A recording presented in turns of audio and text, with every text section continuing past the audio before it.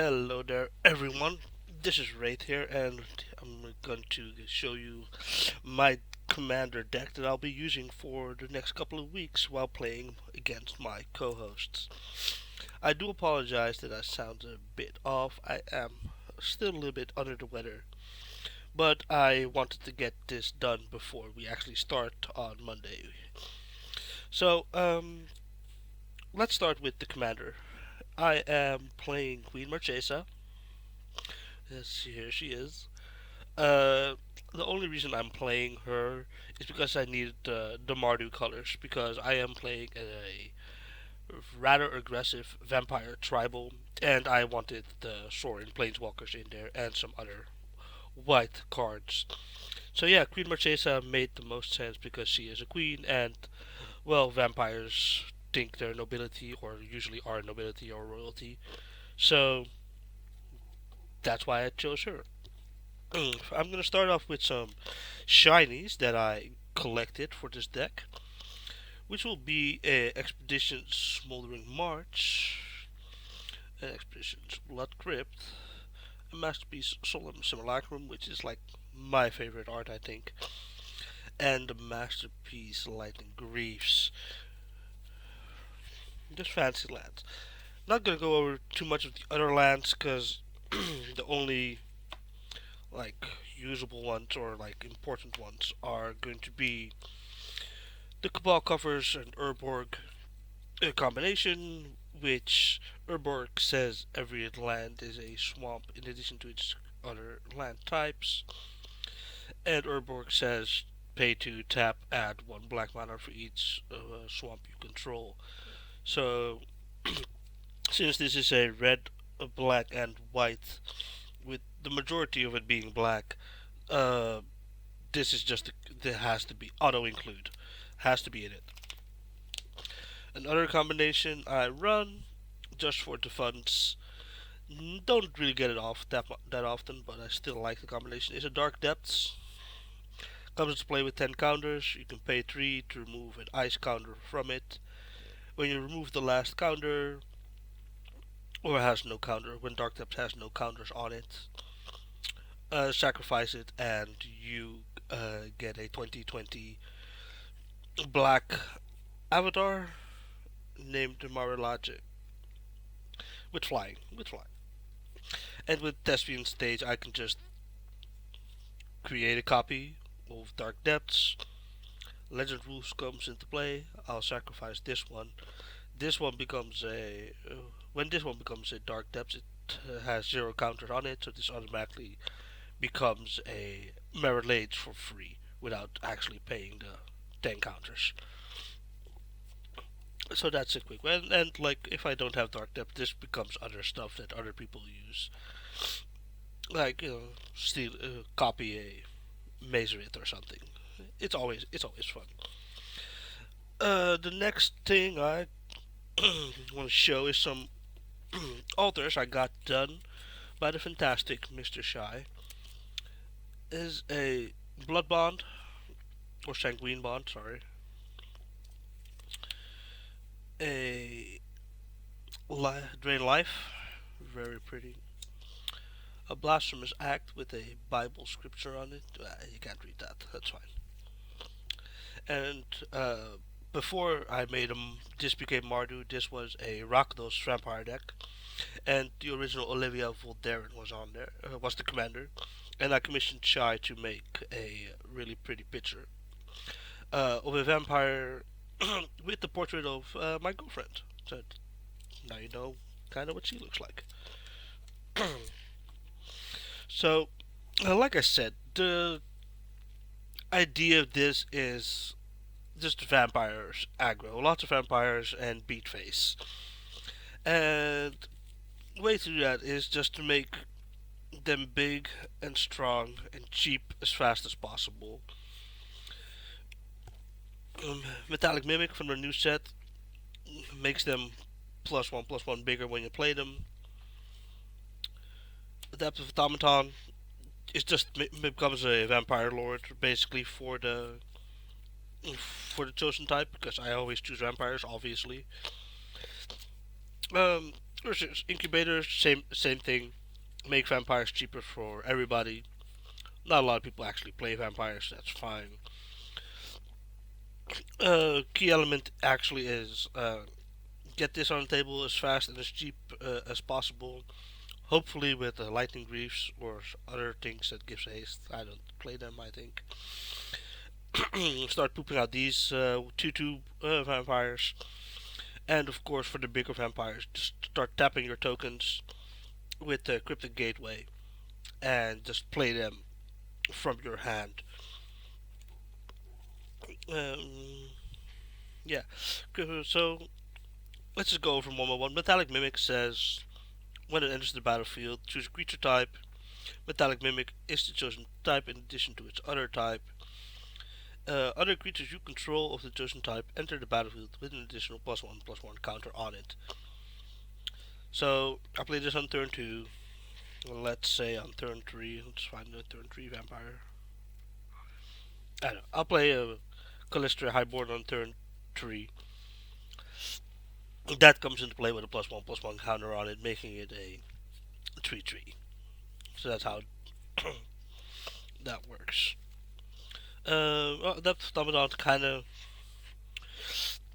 reads the same way. As Adaptive Automaton enters the battlefield, choose a creature type. Adaptive Automaton is the chosen type in addition to its other types. Other creatures you control of the chosen type get +1/+1. So he doesn't give the counters, he just gives the static ability of making all my other vampires +1/+1, like a lord normally would. There's an incubator. When Urkus Incubator comes into play, choose a creature type. Creature spells of the chosen type cost 2 colorless less to play. That is just a static ability for everybody that might also run the chosen creature type I choose, which, again, vampires. Bloodline Keeper is an amazing card. 4 mana, 3/3 flyer. You can tap it to put a 2/2 black vampire creature token with flying onto the battlefield.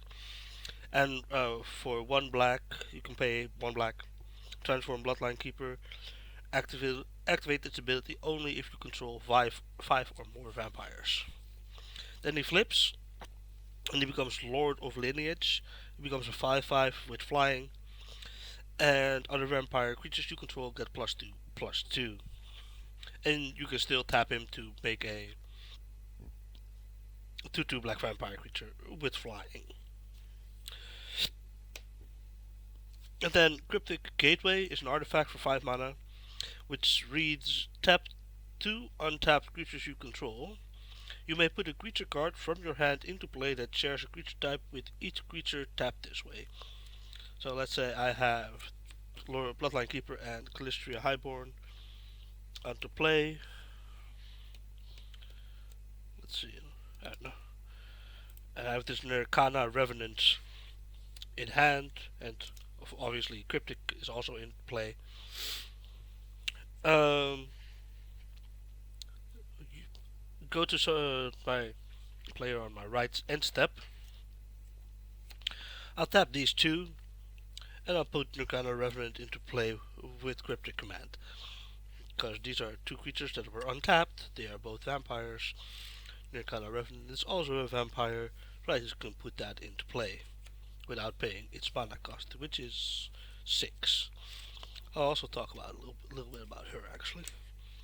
So Nirkana Revenant is a 4/4 for 6, which says whenever you tap a swamp for mana, add an additional black to your mana pool, in addition to the mana the land produces.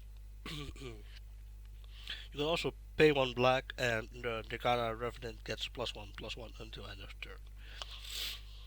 So, if you have a swamp, which like with the Urborg combo in play, or even just Urborg in play, you tap it for 2 black. She gets +2/+2 because each black you pay towards her will give her a +1/+1. Some other things in the deck. Door Destinies. I'm just gonna go over a couple of these cards as well. So, Door Destinies, Yeheni. really interesting. Cap.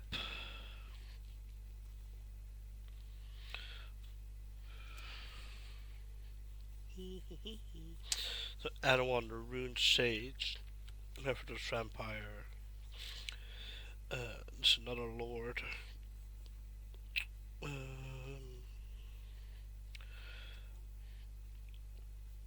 Vampire Nocturnus. Vampire Hexmage. And let's see.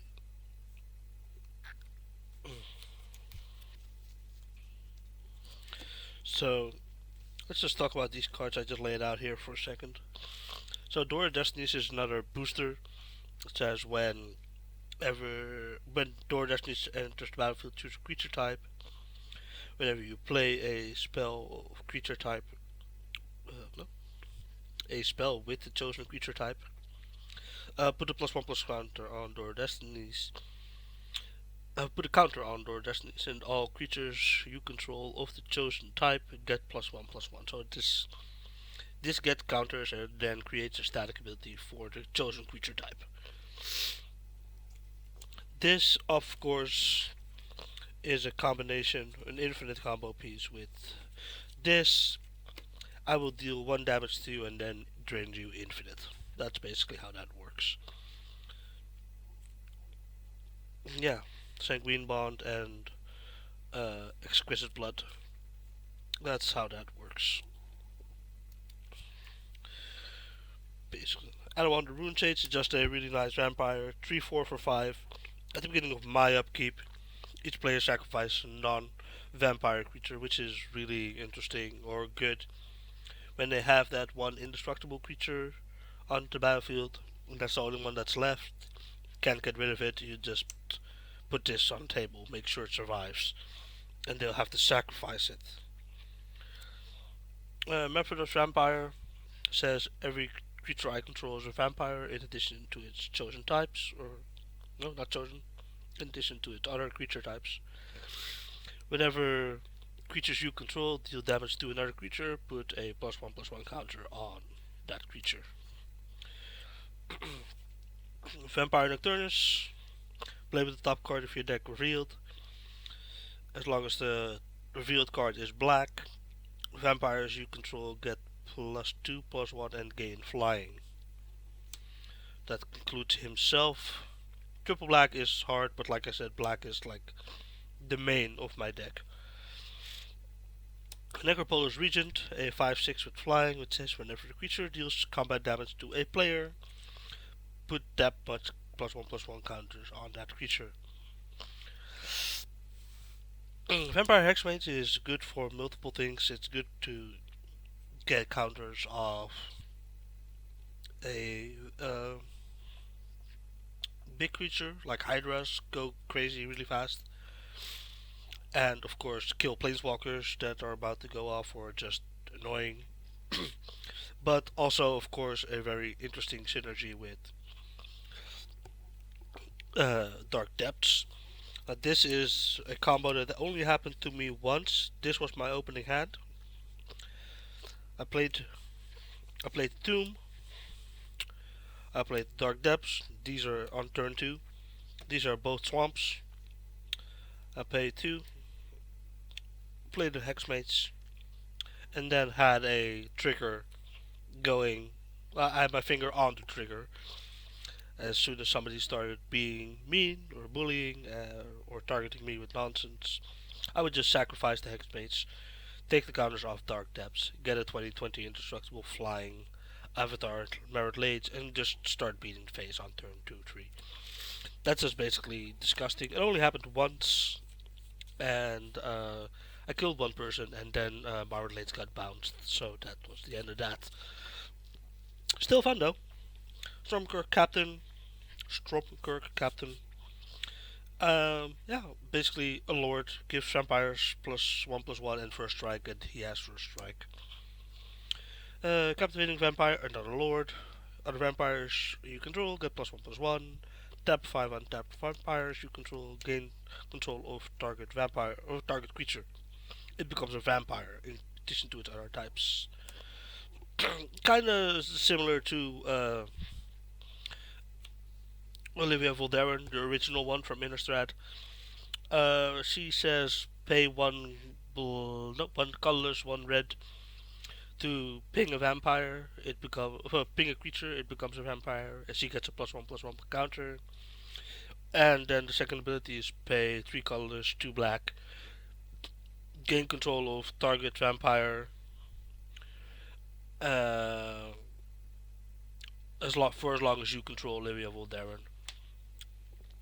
And of course, my new addition, Yaheni Undying Partisan, is a 2/2 legendary Aetherborn vampire for 3 mana with haste, which says whenever a creature an opponent controls dies, put a +1/+1 counter on Yaheni Undying Partisan. And then sacrifice another creature, Yaheni gains indestructible until end of turn. So she is basically, once she's on the table and stuff is, people are building boards, I will sacrifice another creature when somebody goes board wipe. I'll just sacrifice, let's see, just put some stuff down. I have this down, and people have a board. Um, Player X puts board wipe on stack. I'll go. It's all gonna die anyway. I'll sacrifice Necropolis Regents into Yaheni. She becomes indestructible. Then the if there's nothing else, um, the board gets wiped. So this all goes away into a nice little pile called the graveyard, and she'll just get counters from everything else that dies, and she'll still be on the table, and also a big target. Then obviously, I've gotten her to 10/10, I think once for with a small board wipe. Well, small board state. So that is basically it. Like I have other vampires, Malekith Bloodwitch, the new Olivia from Shadows of Innistrad. So she drains equal to the amount of vampires I have to each opponent, and I gain that much. So this is really good for multiplayer. Sorry, the new Olivia is just an Olivia, really. I can, when she's on the table, I can discard a card when I play another creature to give the other creature haste. Yeah. Like I said, the reason I wanted to do Mardu was because I wanted to get the other Sorens in. From like the beginning of this deck, well, that's not true.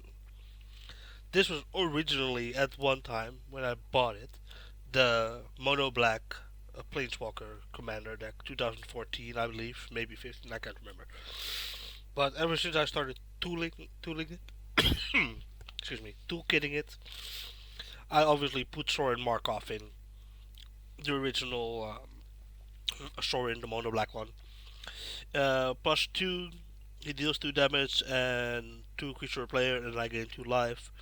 -3, target opponent's life total becomes 10, which is just ridiculously crazy. You can put that player that's so ahead or just gaining life like crazy, Aurora players, and just put him down to 10, and then hope that the next player just beats the shit out of him.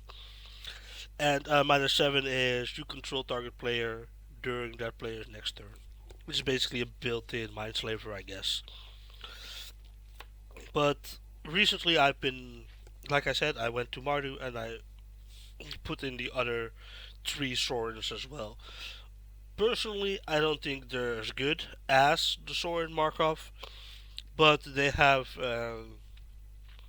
interesting abilities. Not gonna go into them because everybody knows it. Other than that, just more vampires. I play obviously Mikaeus the Unhallowed because he's really good. He just gets my stuff back. Re-trigger ETBs, so that's always good. I play Mogus because that's always fun because people rarely want to sacrifice their creatures that early in the game. So if I get him out in turn 4, possibly turn 3 if I have a little bit of ramp going on. But yeah, they'll take 2 for a couple of turns, which is always interesting. Then just the whole stack of vampires. Bloodlord is interesting. Indulgent Aristocrat is okay. Dark Imposter always seems to get something off the table, which is good. Like Vampire Nighthawk and the Walking Vampire Nighthawk, gifted Aetherborn from their new set, is great. Kalitas auto include obviously because he is really gross. Drana is nice. Their new Drana. The old Drana is also nice, by the way. Marco Blademaster. Yeah. Blood Artist is nice. Erebus is good to stop the other person from getting life. Thief of Blood is good to get all those counters away, and also another combination with Dark Depths. A late one, obviously, but it also steals all the other counters that are in play right now. Other than that, there's not much. Quite a spike to have somebody's life. Liliana's. Liliana's. I create an archive to get my graveyard back into my library if somebody wants to get rid of my graveyard. There's a couple of board wipes, Necromantic Selection. Mm,